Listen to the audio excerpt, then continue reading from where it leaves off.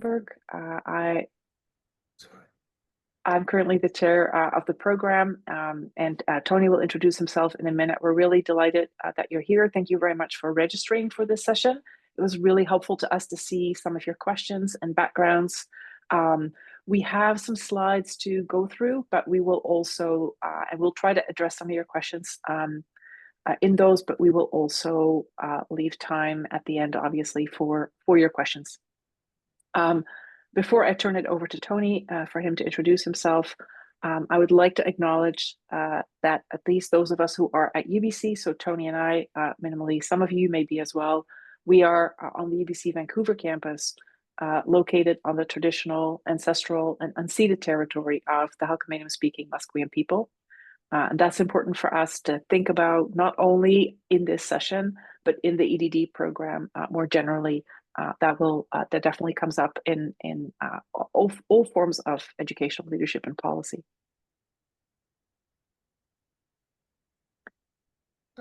Thank you. So Tony, who you see here, can introduce a couple of slides. Yeah. Good. Thanks, Claudia. Yeah, my name is Tony Edwards. Some of you have communicated directly with me, but I'm the academic/program coordinator for the EdD. I've been in this position for 4 years now. I'm excited to meet with you and hear your questions, and hopefully we can give you enough of a foundation to inform the way that you go about constructing your application. This has proven to be a valuable insight for the people who are going through the process, and it allows you to connect with us so that you feel comfortable about reaching out to us if you have any need to. And that point, you see Hui Jay, who is the graduate program assistant. She couldn't make it. She has a previous appointment, but she did say to me to make sure that you know that you can use that contact list at any time should you wish to clarify any procedural matters that you think she may be able to help you with. So please take that up if you feel like you need some specific information. Thank you.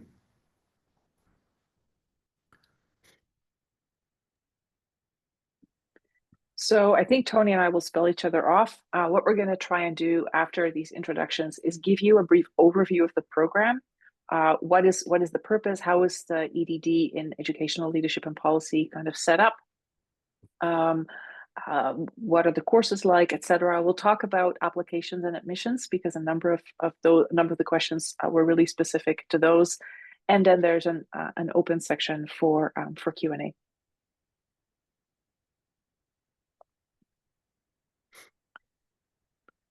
Do you want me to start, Tony, and then you continue on with the program? Yeah, I think you can. Okay. So a little intro to the Department of Educational Studies, which is one of 6 academic units in the Faculty of Education. There's 4 departments and 2 schools. And the department as a whole tends to focus on advancing knowledge about critical issues facing education, educators, and learners in multiple contexts. And so really practically, that means that we tend to not focus on educational psychology, counseling psychology, that kind of stuff. That's in a different department. We also tend to focus less on the curriculum and pedagogy in elementary and secondary schooling.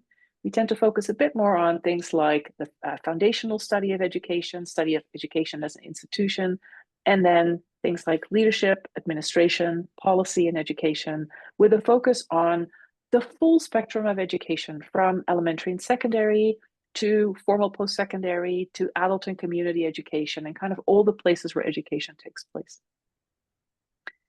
The EdD that's offered by our department is the only one focusing specifically on educational leadership and policy in British Columbia. And it's really meant to offer advanced preparation for education practitioners with already some leadership and policy responsibilities in any of those education settings. And I know some of you have questions about quite how much experience is required, and we can talk about that a little later. But the idea is that there is already some experience with leadership and policy areas. But I can assure you that any area of education is welcome in our EdD program, and it's not only for folks in K-12.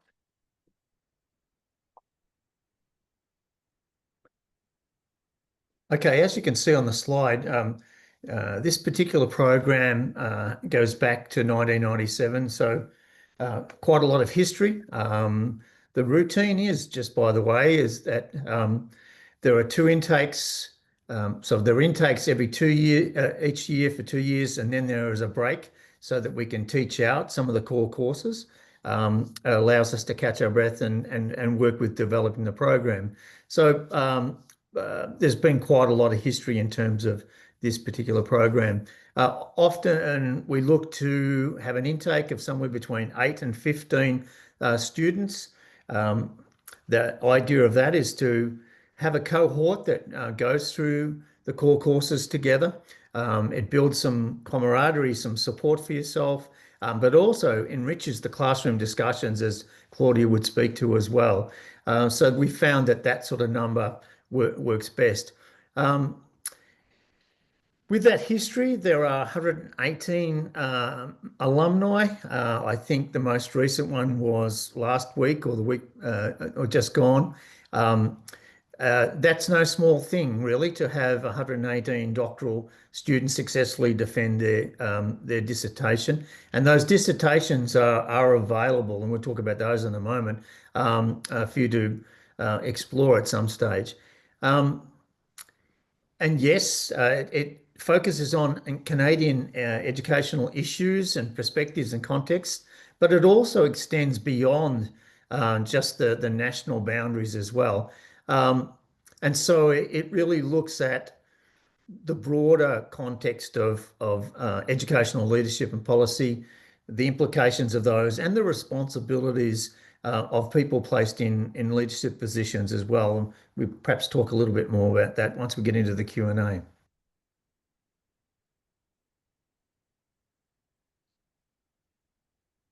So the motto of the program, if we go back and forth, and you may have seen it if you've explored the website, is from practice to practice. And what we mean by that is we expect people to think about their practice, which is broader than just the job they happen to position they happen to be in at that time, but their practice to think about the kinds of questions they've encountered, often over a period of time, in that practice, whether that practice is school leadership or whether that practice is curriculum development in health professions education, or however you describe student affairs, right? Can be different types. Raise questions from those, find a way to study those in depth through a research dissertation, and then also find ways to turn those findings back to the practice so that they can make contributions to those and not only to scholarly fields. And there we've hit right away on one of the key differences with a PhD, where that return to practice is not a requirement, not an expectation, and it's quite common to make contributions to academic fields, but not necessarily to fields of educational leadership and policy practice.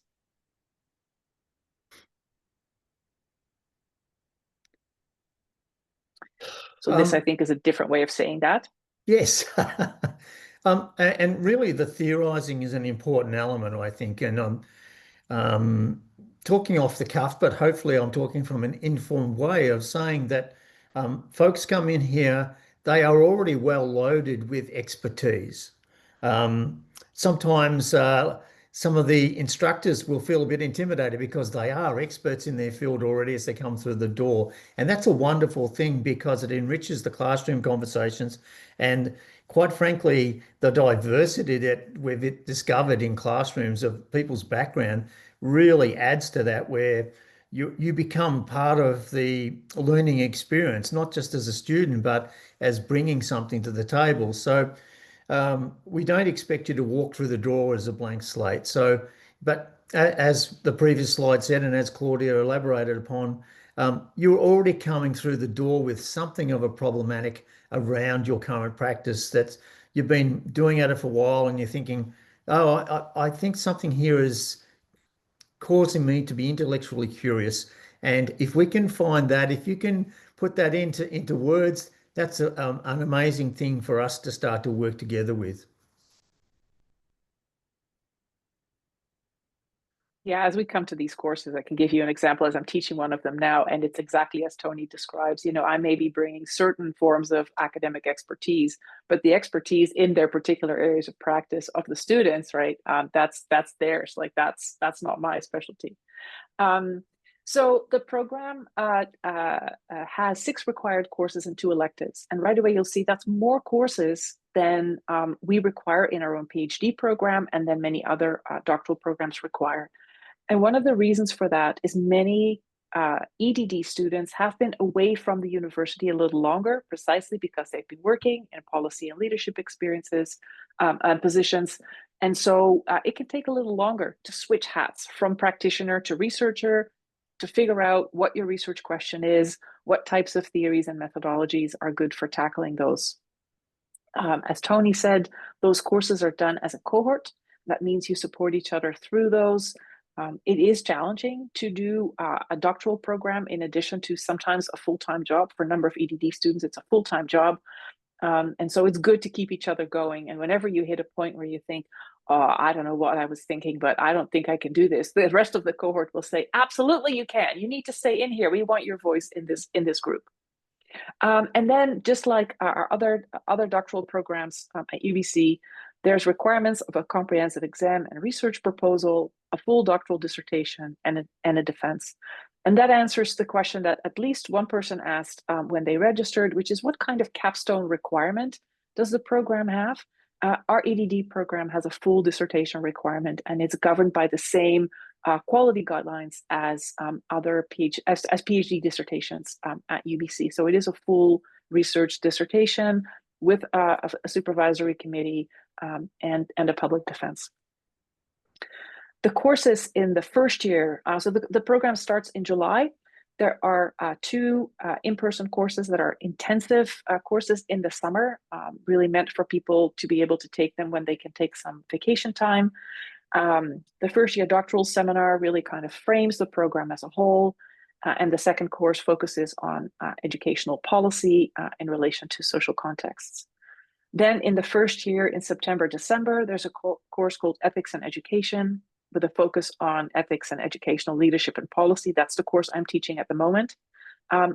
Those courses from September to April are taught over 4 weekends, Friday evening, all day Saturday. And so that's the format enabling people who are working, like I said, often working full time, to still be able to do this in addition to their job, rather than having to come to campus sort of for 3 hours once a week, every week. So 4 weekends tends to be the format. And then in the second year, again, there's more concentrated courses in the summer, including an opportunity for an elective. Elective space also in the second fall, and then the second year doctoral seminar, which helps students prepare for the comprehensive exam. To answer another question that was posed in registration, yes, the electives can be taken outside the department, outside the faculty, and even at universities other than UBC. That does not have tuition implications if you're registering through the Western Deans Agreement, which is a whole group of universities in Western Canada, or UBC Okanagan, as long as you kind of get your paperwork sorted out in time. That does not have tuition implications. Doctoral students pay tuition per term, not per course. And so, yes, you can take electives also in other places. Tony. This is the celebratory end, I guess, of the program, where after slogging through the core courses that give you give you a lot of the equipment to move forward, you suddenly get a chance to apply all of those new developing capacities to follow this intellectual curiosity, or this question around your practice. And so what you see on the screen is just a very small selection of the 118 dissertations, but you can just see in the title of some of these how diverse they are. But we could throw a blanket over them because they are still covered by that title of educational leadership and educational policy. If you go into that, follow that link at some stage, or go into just the UBC library, you should be able to access some of these. Because we have these 118, there's a good record there where people will actually go, oh, I really like this. I read the abstract, but also I can find out who supervised these these research undertakings, and though the people who supervise those might be able to assist me in the future, depending on their particular workload. So it opens up a whole world of possibilities, and these people are demonstrating what's at the end of this journey, and it's quite an individual journey, as we will talk about perhaps later. Great. So as we're coming to questions about application and admission, keep in mind that we'll come back to that point about supervision that Tony raised, because there were some questions about that as well. The general application requirements, this administrative overview, are things you can find online. You can find them on our website under the program and application admission requirements. They're also the general requirements of the Faculty of Graduate and Postdoctoral Studies, under which this sits administratively. So generally, we do require a master's degree or a bachelor's degree with at least a year of study in a master's program. At least one person asked whether or not you must have a master's degree with a full master's thesis. No, you don't. We do accept in the EdD program people with master's degrees without a thesis, which is one of the reasons that we offer more courses to get ready for dissertation writing than is typically done in a PhD program, where you are expected to be sort of quite ready to go to start writing the book. If your degree is from a university outside of Canada, where English is not the primary language of instruction, so it's not just about location, it's about language of instruction, then you must also present information about your language proficiency.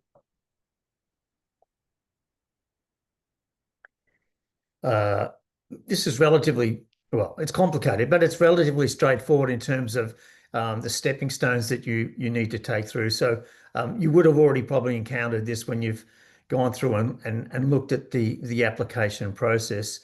Perhaps the thing I will zone in on, transcripts is one thing that can be problematic, but I've found that the references, whether they be professional or academic, you cannot afford to leave them to the last minute.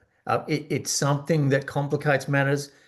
People have paid something of a price by delays or the absence of these references. They are mandated. And so I would encourage you to be working on those and nudging your referees to get those done as soon as possible. If you have any questions about any aspect to do with the references, etc., either Hui or myself are happy to deal with that, or you can go to graduate and postdoctoral studies as well. Everybody's quite helpful about that, but the thing they can't help you with is actually getting them written in a timely fashion. So I will underscore the importance of those. So if you've browsed the website, you will have seen that the kinds of things we're asking for to get a sense of how you might fit in the program is a letter of intent or statement of intent, which is not a full research proposal. It's a relatively short document that explains these are the kinds of things I've done, both academically and professionally. This is my area of interest. It doesn't have to be a fully crystallized research proposal at all, your general area of interest, so that we can get a good sense of whether it's a fit with this program and its focus in educational leadership and policy. The writing sample could be part of an MA thesis, but as I said, we're not expecting everybody to have a thesis, so there may well be other things you've written. It could be a graduating paper or another paper from a master's program. It can also be the case that a master's is quite a long time ago and you have much more representative writing that you've done as part of your practice that you want to submit to show us your writing ability, because ultimately a doctoral dissertation is quite a writing commitment. We also want to see a resume or CV, depending on your current context. You may use one or the other. And here's an important point. Because you're going through your coursework up until your comprehensive exam as a cohort, we assigned cohort academic advisors to those cohorts to fill the role of supervisors during that first stage of the program. You don't need an individual supervisor at the time of application. It is later in the program, often sort of as you're approaching the comprehensive exam, and you need to begin to think about working with a supervisor and other committee members for your full research proposal, that you need to start approaching individual supervisors. And the cohort advisors will then help you with that, will help you see, oh, if this is your area of interest, this might be a good fit. Let's see if we can approach this person. But that's a key difference from a PhD application, where generally finding somebody who was indicated positively that they're willing to supervise you if you're admitted is a hard requirement. It is not a requirement for an EdD application in our department.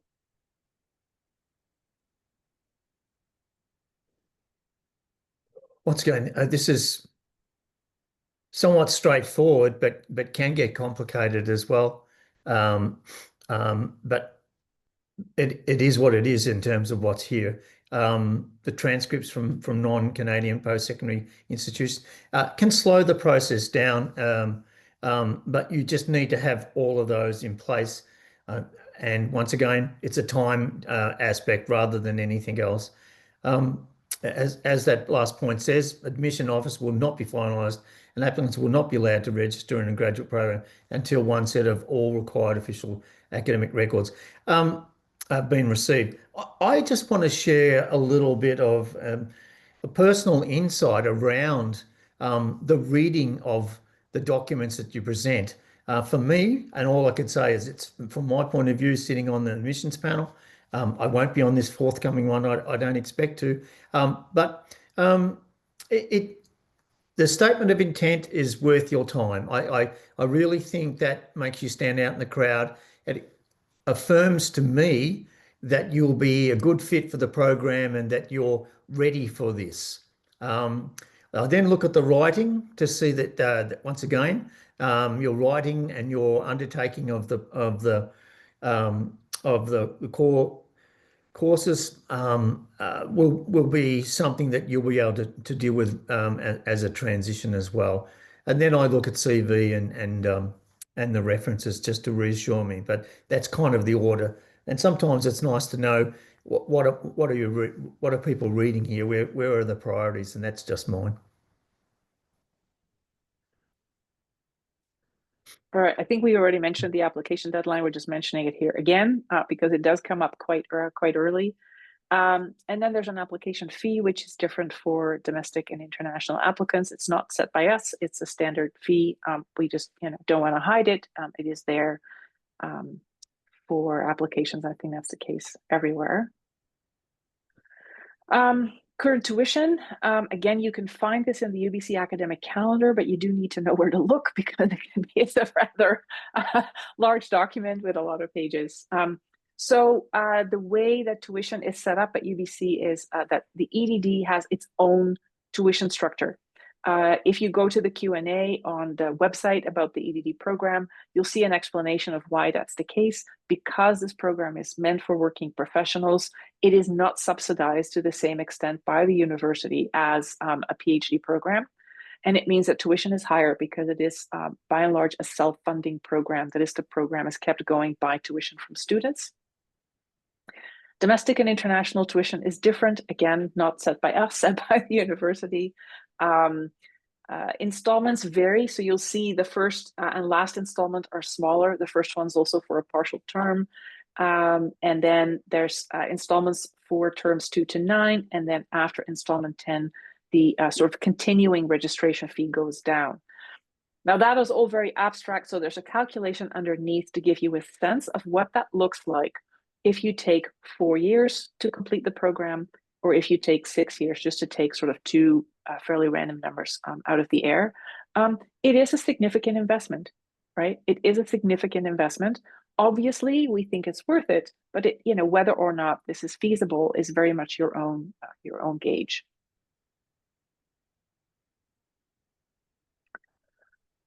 So in relation to tuition, one of the things that we need to mention, I see there is a typo in there for which I apologize, is funding. And one of the questions raised by people registering for the seminar is what kind of funding is available. Some of you may know that UBC has a minimum funding policy for PhD students.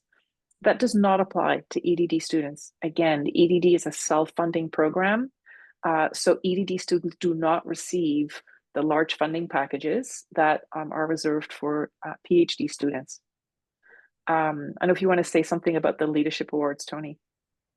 Yeah, we do budget for a small element of support especially for those who are students who are not receiving financial support from their employer, for example.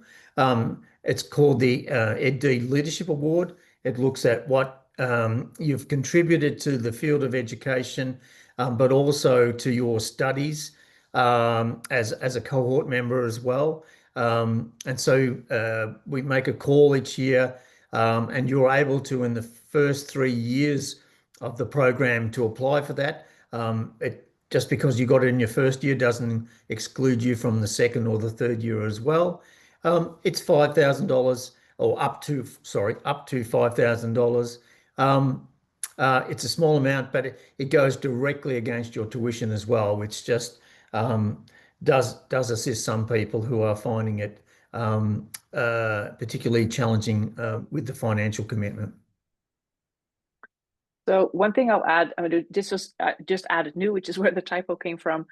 As of this year, we know that our EdD students, so the ones in our Educational Leadership and Policy program, are eligible to apply for the Social Sciences and Humanities Research Council of Canada's doctoral scholarship. It's called the Canada Graduate Research Scholarship Doctoral, hence the horrible acronym there, CGRSD from SSHRC. That is specifically meant for students who are not working full-time.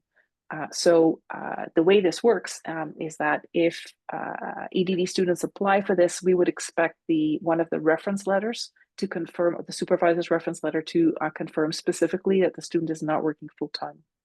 But again, we know not all our EdD students are working full-time. And so it is great that it is recognized that the dissertation is practice-oriented, but absolutely equivalent to a PhD dissertation, and students are eligible to apply. Yes, this is a very competitive national set of scholarships, but at least our EdD students are able to apply. And then the final funding that people can apply to, that EdD students are eligible for, to apply to, is the UBC Public Scholars Initiative, which is specific for graduate students, especially if it is more public-facing research, and if it is work that really extends beyond the academy and beyond traditional disciplinary approaches. And so this can also be a good source of some support, in particular for the costs of doing research or the cost of translating that research to broader audiences.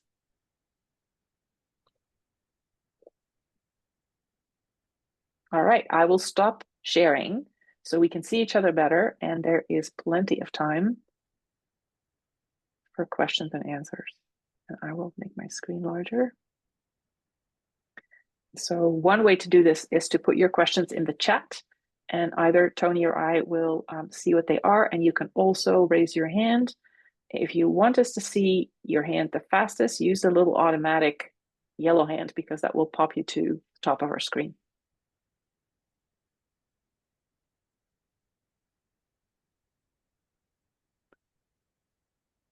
Is there a set word limit for the writing sample, or can we submit a piece that it's not the whole thesis. We won't look at the whole thesis. No. I think it will say it in the requirements. But even if it's longer than that, it still wouldn't be a whole thesis. You would probably select a chapter. I think there's a word limit that we describe on the website. I'd have to get out of my screen to see that, but yeah.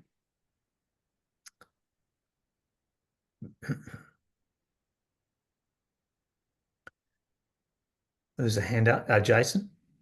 Yeah, you mentioned that you open applications once a year for 2 years, and then you hibernate for a time, or whatever it is. Yes. Is this the first year of those 2 years, or the second? Second. Oh, so then it would be another 2 or 3 years, if not right now. Yeah, applications would open and close November the 15th, 2027. Yes, sorry. Right. So we expect to have an intake per July 2026, and then the next intake would be July 2028. Yes. Yeah, because we had one in 2025. Oh, Okay, good. Yeah, and Good. it has to do, so I explain why. So, Tony mentioned briefly, it allows us to catch up with courses. So it's about course teaching capacity. It's also about supervisory capacity, Mhm. because we are then working with students sort of 2 years in a row, coming out of their coursework, helping them find individual supervisors. It often works better for us to take a break before we launch into another 2 years of doing this. Gotcha. Just trying to keep up with the chats. Jay Park asked about the 3 references being academic references. I think it actually specifies professional and academic, and I think it goes 1 professional and 2 academic, but often people struggle to do that. So I'm going to say this and then look at Claudia. I think as long as it's representative, whether it's As long as at least one of them is academic. yeah, yeah. We'll look at them. Transition from US to Canada and finding related work. So a really good question. And sometimes that question comes up about whether or not we support students in finding work. We don't. We don't. The general expectation is that people have an area of practice, and even if they are between jobs, that they bring that experience, and that if they move places, sometimes it's from the US, sometimes it's from further afield, that they will find their own jobs in Canada, or find ways to sustain themselves. Sometimes people are working remotely or are working as freelancers in their area of practice while they're doing the EdD. And that then will consolidate their record, and they're hoping to land a different kind of job. But we do not provide co-op or other kinds of placements, really, because the program is designed for working professionals. I'm recognizing Ravit. And Hi, then yes.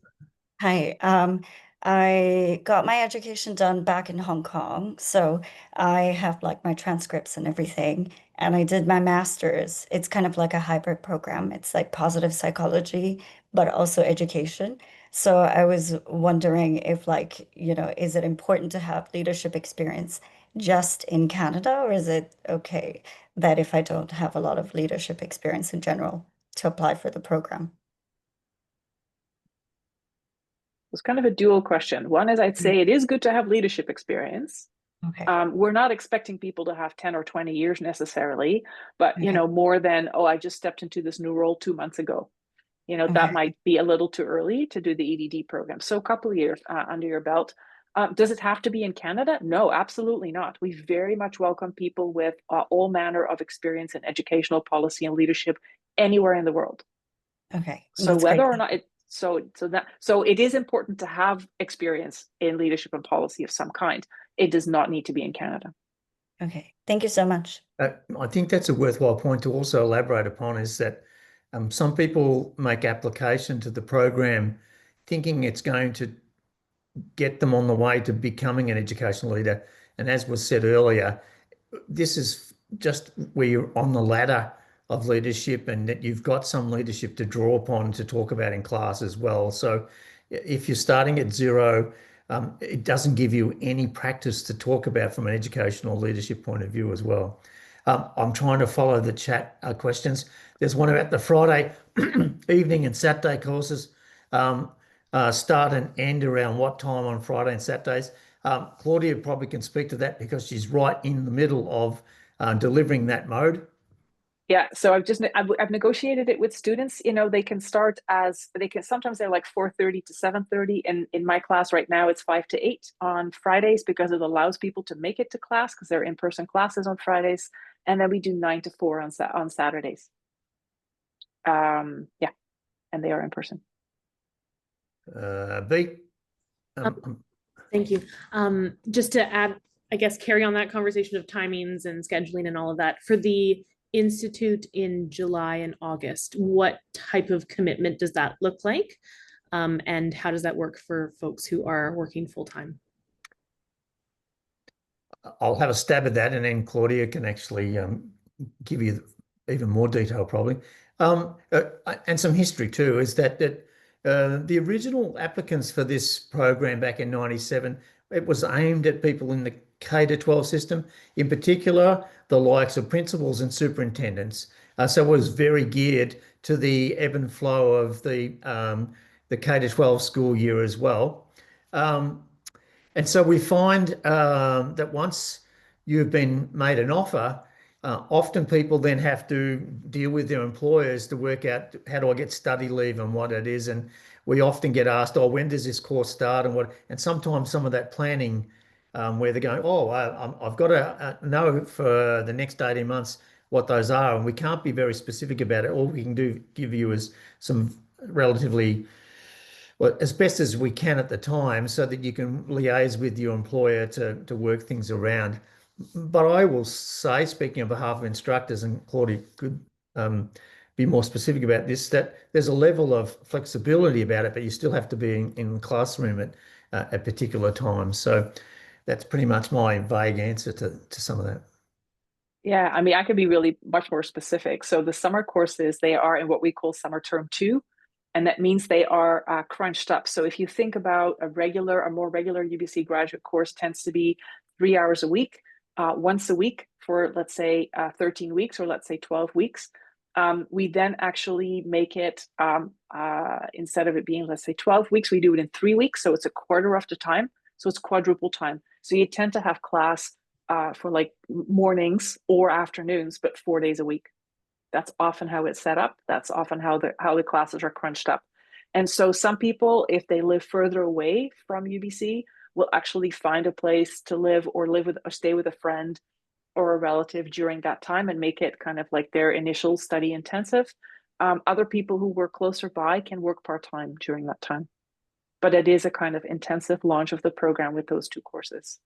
May I ask a follow-up to that? Of course.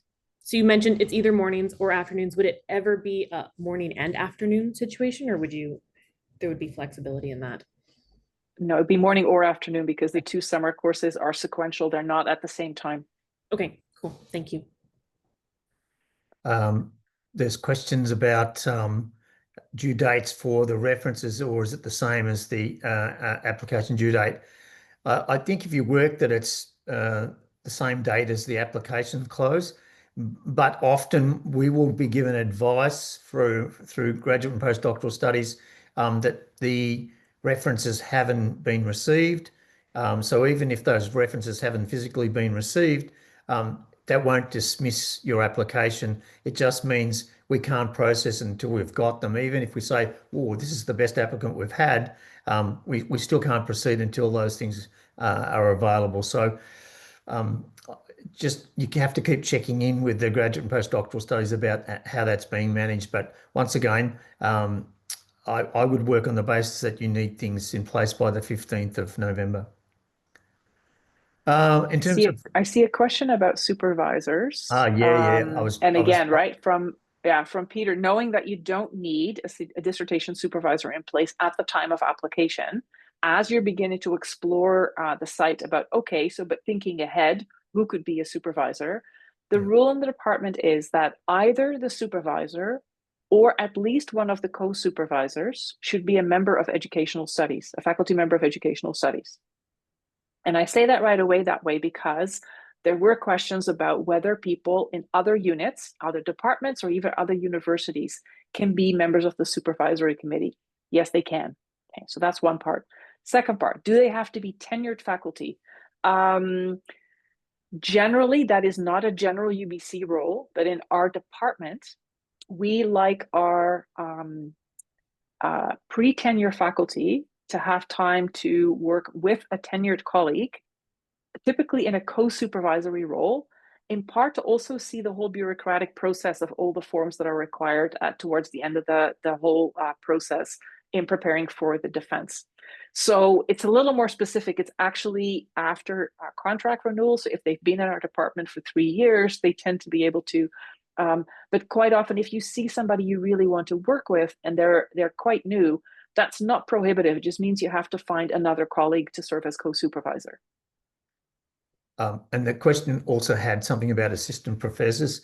They certainly could be on your supervisory committee, but that would be their proving ground or their their preparation ground to eventually become a supervisor. So there could well be an assistant professor with expertise in the field you're interested in, but they would be on your committee primarily, not your supervisor. So you I wouldn't see a want to. quick, I see bonus question from B, which is good. Can supervisors be professors of teaching? They can with special permission from the Faculty of Graduate and Postdoctoral Studies. So it's not the most common arrangement. It's not completely out of the question. There is a general rule that at least 50% of members of your supervisory committee need to be members of grad and postdoctoral studies, which means they need to be research stream faculty. But there is a provision to request special permission, both for the supervisory role and for a committee member role. And I'm fairly likely that I've mispronounced your first name, but what types of leadership qualities or experience? I think this is a really good question, and I will talk from my experience of reading applications. Um, I, I'm not grabbed by people who speak around management rather than leadership, and I think sometimes people underrate what they're doing from a leadership position. So I'd ask you to talk up those leadership, even if you don't hold a formal position as such. It's about the nature of your leadership. And there is consideration around middle leadership in K to 12, where people are doing great things in their classroom and leading others in that particular way. And we have people currently in the 2023 cohort are in that position as well. So they're developing initiatives. They're taking the lead on that, even though they haven't been given the tag of leader as such. So it's a good question, and it's about how you actually present that. I think there is a distinction to be made between management and leadership, and it's the words you use and how you present that makes the biggest difference to me. Yeah, and the one thing I would add to that is that, we're not only looking at paid leadership roles, we're also looking at leadership that people have demonstrated in volunteer roles. And that's actually listed as well as as something you can mention in your statement of intent. Sophie, and I recognize Sophie's name, and in terms of reapplying, it's hard to answer in general. In part, is like, okay, we'd have to look at the particular application to see, but I can think of a couple of things that might be the case. So one can be somebody's brand new in a leadership role, and we think that's like they really have like a couple of months of leadership experience. The other thing that may happen is that somebody describes the program in a way that suggests it's not clear to the applicant that this is a research-based program with a full dissertation. If somebody, for example, says, I'm looking for training to develop further leadership qualities, and we think, we're not sure it's that kind of program, right? We're looking at that kind of, like, it's almost like a coaching or leadership development program. This is a research-based program, and it needs to be clear you want to do a dissertation and you want to really also study leadership and policy in that way. What else might be the case? It's hard to say. It's hard to say in general. yes, Um, I'm the choosing my only other words. thing, yeah, the only other thing I can think of is maybe a kind of disciplinary orientation of which we might say, we're not sure this is a great fit in the faculty. So somebody who's purely interested, for example, in educational counseling psychology, and who's asking questions about educational psychology, not really about leadership and policy in that field, we might say, is that really a good fit in our department? Those are kind of three things that might come to mind. And I would say, and I will invite you to have a one-on-one. We can have a conversation. I think that would probably be helpful. It would give us time to look at documents and things like that, and to talk over. So we can catch up at some stage and make an appointment to talk through some of that. It took a while for me to recognise Peter's question, but I now know. I now think I know what Great it question. is, which is. And I was perplexed by this in the last application round as well. We have to know about your particular academic writing skills, and if you are co-authoring, and correct me if I'm misreading your question, but if you're co-authoring a paper, is that what you're saying in terms of submitting that as your writing sample, or am I missing it? No, in the That's not how I'm reading dissertation. the question. Yeah, it's in the Oh. dissertation. So Ah. this is absolutely fine. And it's actually a standard provision from our Faculty of Grad and Postdoctoral Studies for all doctoral dissertations. There's actually lots of provisions for, in the past, it used to be called a manuscript-based dissertation as opposed to a book-style dissertation. We see a little bit more hybrid now. They're expecting, even if you're submitting 3 or 4 papers, that they do still need to be held together quite well by an introduction, a conclusion, that kind of thing. But yes, it's entirely possible to follow that format. Typically, at least some of those papers have already been published then. And yes, it is possible to co-author those. And in fact, that's a model we see quite frequently in the health professions. Okay. Yeah, and that's right. So that is the case for PhD dissertations. It's the same for EdD dissertations. That is entirely possible. I thought there was 2 ways of reading it, and I went down the wrong way. Yeah, okay. All right. Sorry about that, Pete. I see a question that was sent to me, although that might be, let me just see, that's That's actually an interesting question, very interesting question from Carrie. But it's one so it's a question about whether or not there will be an EdD specific to people in health professions education.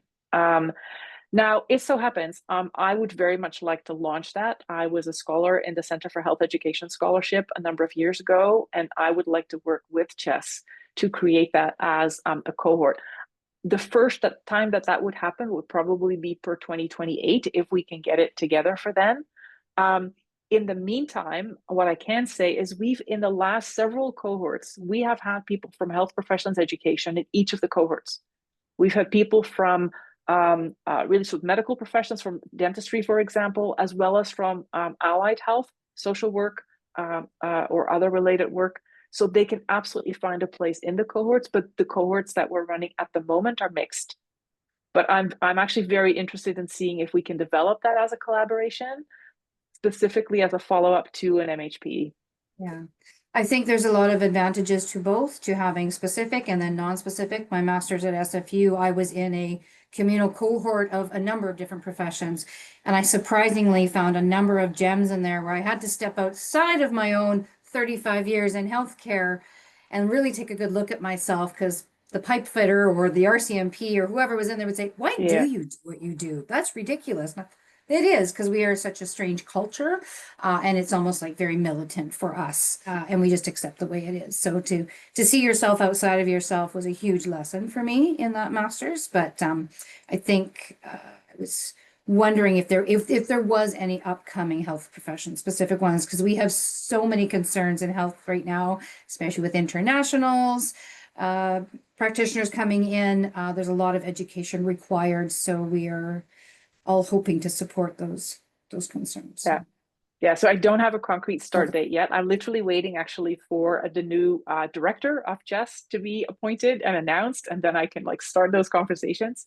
But in the meantime, at least I can assure you that if you're in a mixed cohort, coming from a health professions education background is not going to be strange for the EdD.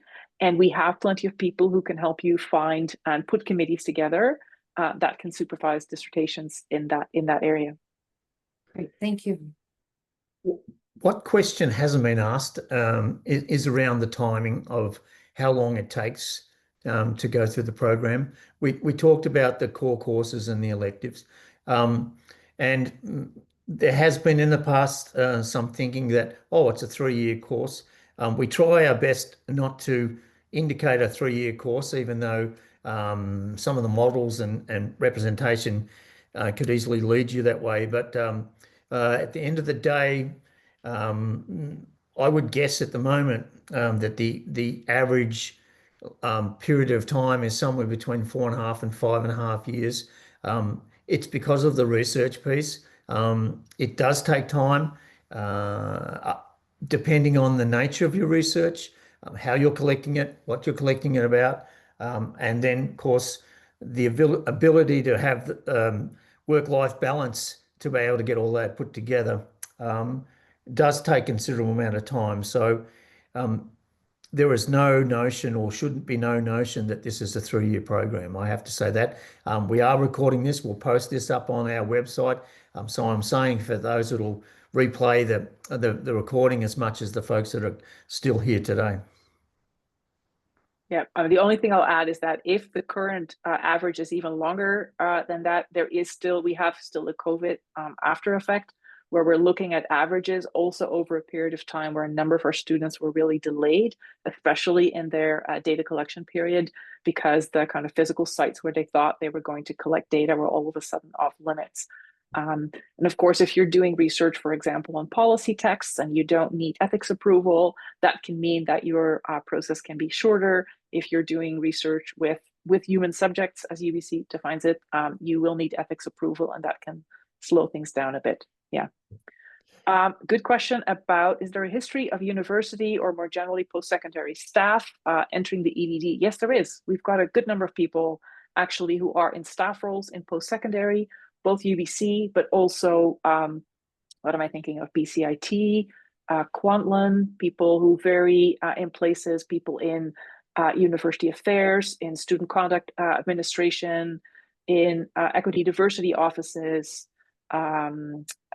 somebody who currently is working in, I think, student support around accessibility and disability.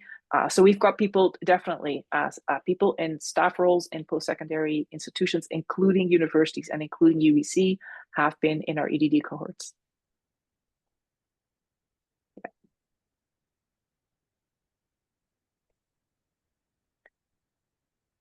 Any other questions about anything about the application process or about Peter? Yeah, one more question. Would you recommend or discourage or encourage us reaching out to potential supervisors, maybe other past EdD students before, or maybe wait until after admission offer? Don't want to waste time, but also it leaves an option for it in the application for whom you've contacted. Yeah, speaking as somebody who gets some of these emails from EdD applicants, I tend to just say, I tend not to kind of confirm one way or the other, because I say it's just too early. Yes, it's possible for EdD students to come into the program, have a pretty clear idea of what they want to do, and for that idea to remain quite constant through the courses. For a number of other people, they come in with a general area of interest, and what exactly they're going to examine and how will really still crystallize out as they take those 6 required courses and 2 electives. And that's why it's not necessarily advantageous to be focused on a particular supervisor too early, because you might actually realize later, oh, now I've figured out that maybe the methodology I want to use is really not a good fit with this supervisor. So I'd say it is a little bit of a waste of time to do so at the moment. Of course, it's never a waste of time to get a sense of who's around, Yes. who are the kinds of people, right, who might be teaching, who might be working with EdD students.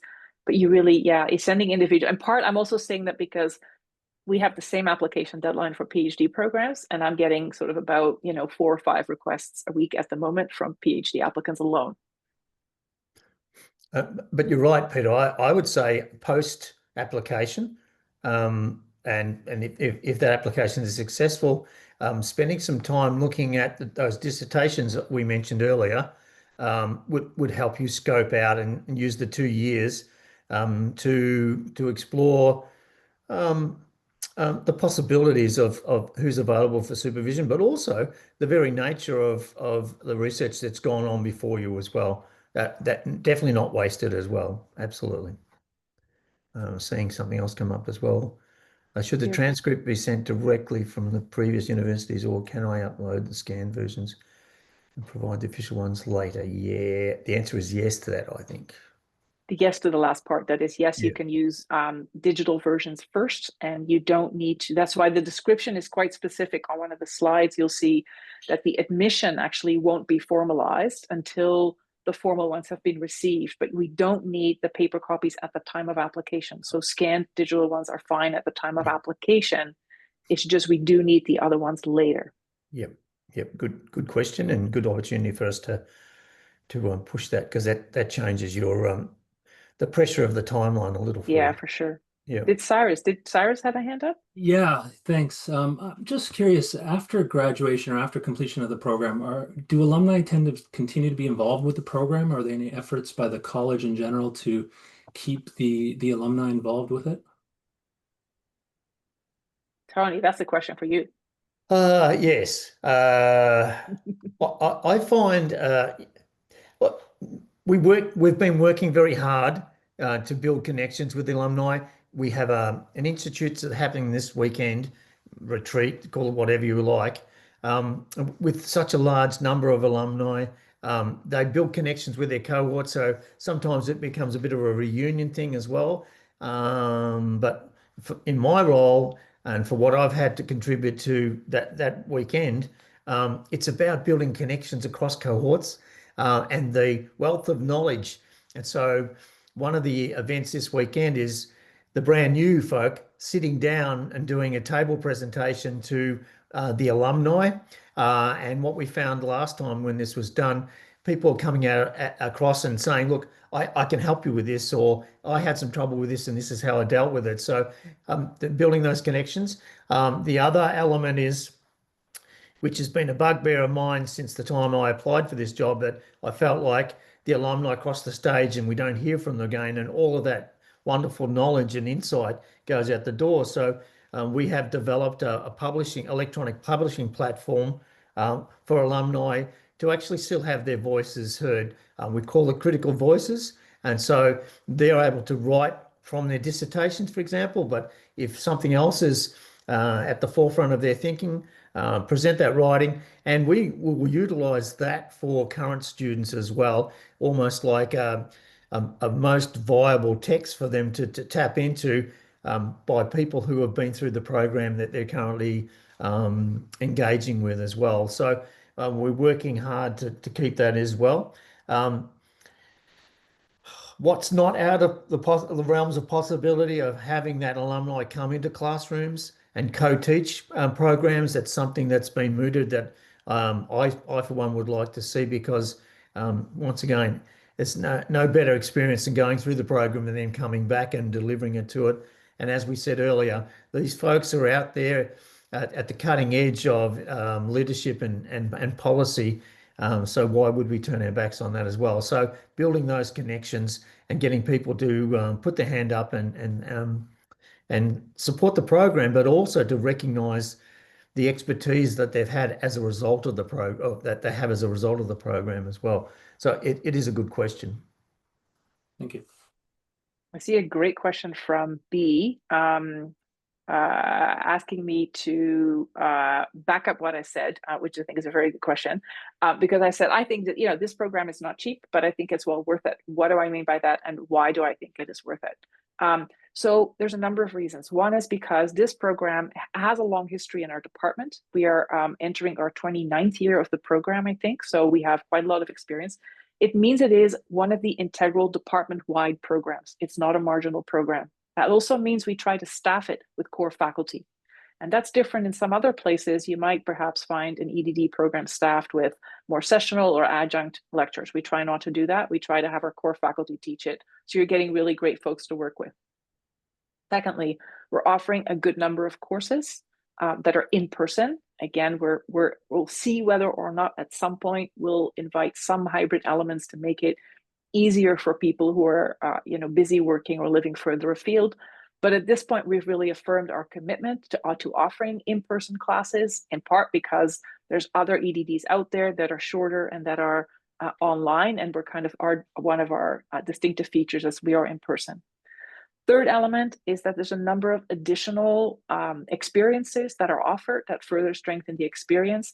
The Institute that Tony mentioned, which is 2 days in October, writing support that students can access free of charge to them. It's been done in different ways. There's been an online writing institute for EdD students specifically in the spring. There's also been one of our emeriti faculty is offering online writing groups and writing sessions that are supporting students through that. The fact that it's a full dissertation, that it's not a capstone project, which on the one hand is daunting for folks, but it also means you get a very thorough preparation in doing research. And we hope that that continues for people in their practice. What else is there to mention? The fact that I hadn't even realized this, the fact that we will support you for as long as your program takes. There are EdD programs which literally will take students' tuition for 3 years, and it ends after 3 years. And it means that they want you out after 3 years because they're no longer actually accepting tuition. You will continue to pay a continuing tuition fee, which is lower, but it means we will support you the exact same way we're supporting PhD students for however long it takes for you to complete a really good dissertation. So there's a number of elements, I think, that make this, I think, quite a strong program. Now, of course, I would say that, wouldn't I? But we've thought carefully about this as we become more aware of how other EdD programs in Canada are run. And we totally understand different models will work well for different people, different time commitments, and so forth. But we've chosen to continue with an in-person taught program, a full dissertation, full supervisory committees, emphasis on our core faculty teaching and the courses and so forth. And I think our current students would speak to that as well. I think the COVID experience, let's call it that, has led people to reaffirm to themselves that they really quite enjoy being in the classroom with other people rather than being on squares like we are tonight. The post-classroom conversations are just as significant as what's taken place in the time that's allocated for the class as well. So no small thing there as well. Mm-hmm. There is one more question there about I completed my NM at UBC. I believe you still have to submit official transcripts. That's my understanding, but I stand to be corrected, regardless of whether you're UBC or not. But I have to look that up again. It's the digital ones that matter at the time of application, right? Like not the paper ones anyway at the time of application. I think it will specify that when you go into the online application process, because it is a kind of standard online application process for all grad programs. Yeah. Okay. Anyway, nice to see you, Yuko. Remember.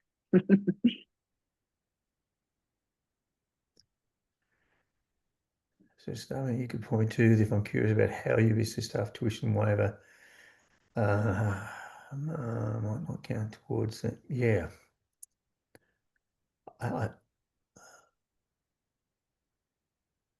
So we cannot send you an email address of somebody to contact. But what we can do is if you email one of us, we can forward your email to one of the students that we know to be a staff member at UBC, and then they can respond to you, because I don't know actually how it works in the case of EdD specifically. But we can find somebody who can answer that for you.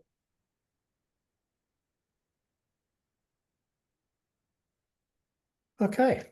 I think we've covered enough terrain, but I will finish as I started saying, if there is any questions you have, then reach out to us individually. You have our contact details, including Hui as well. We may need questions with notice to go away, as we've just talked about, and do some research for you, but we're certainly here for you to throw questions at us and prepare your application as best as possible, because it works for us as much as it will work for you. So I see a last question from Elena in the chat. It says, I don't have 5 years of work experience. I mean, we're trying to gauge sort of, what kind of work experience. Is it 5 years of leadership and policy experience? Is it 5 years of other work experience? What we're trying to prevent is people who are brand new in any leadership or policy position, who've been there for just a couple of months. It might be a bit too early to then enter the EdD program. But if you've been working in a field for, let's say, 8 or 10 years, and you have, 3 years of solid leadership and policy experience in that area, we will look at your application very seriously. I mean, ultimately, we'll look at all there's always the question, like, is my application strong enough? And the answer is, we don't know until we've seen the other ones, because, you're applying in a pool. And last year we had, I think, 48 applications. We looked at 38 of them very seriously, and we admitted 16. And so it still is not just about, what is your application like, but also what are all the other ones like? So that's the only honest answer I can give to that. Mm. You could absolutely use the term doctor. A doctor of education is an absolutely full doctorate. It is a full doctorate, a full dissertation, and You are absolutely a doctor after you complete an EdD. That's a unequivocal answer to it. Yes, absolutely. Floppy hat and everything. And you've earned it. You've earned it too then. Yes. Yeah. A lot of work. All right. Yeah. So just Okay. confirming what Tony said, feel free to email any of us individually with particular questions. Of course, it might get busier as we get closer to November 15th. But we do respond individually to folks. And if you have very particular things you want to talk through, we can sometimes set up Zoom meetings as well. Thank you, folks. Okay. It's good to see you, even if it's in via Zoom. But as I said, open invitation to us. So appreciate you taking the time to join with us today. And this recording will be available if you want to rewind and go over anything. It may be helpful. So thanks, and have a good evening. Great to see you. Bye-bye.